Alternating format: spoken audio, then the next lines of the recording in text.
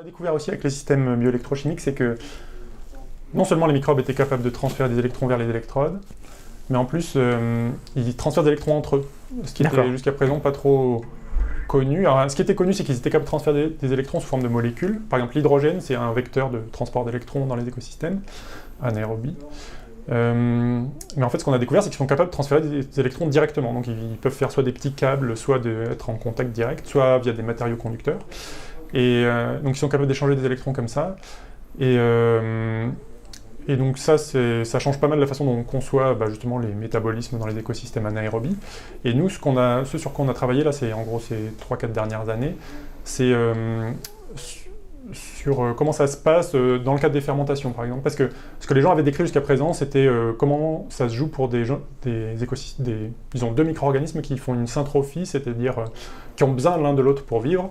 Donc il y en a un qui mange une molécule qui produit des électrons, l'autre a besoin des électrons, il a un accepteur d'électrons, et tous les deux vivent ensemble, et ils ne peuvent pas vivre l'un sans l'autre, parce qu'en gros, ils ont besoin de partager leurs électrons pour vivre. Donc ça, du coup, ça commence à être assez bien connu. Mais nous, ce qu'on a étudié, c'est plutôt comment il y en a qui peuvent parasiter d'autres organismes. Par exemple, dans une fermentation, il peut y avoir une bactérie qui fermente un sucre, et elle produit tout un tas de métabolites, et il peut y avoir une autre bactérie qui va dégrader un des produits, et refiler ses électrons à la première. Et en fait, ça va être négatif pour celle qui est en train de faire sa fermentation, la première bactérie. Et donc, c'est une sorte de parasitisme électronique. D'accord. Et donc, c'est plutôt intéressant. Et en plus, on se rend compte que c'est probablement un phénomène qui est présent dans plein d'écosystèmes et qu'on ne connaît pas très bien.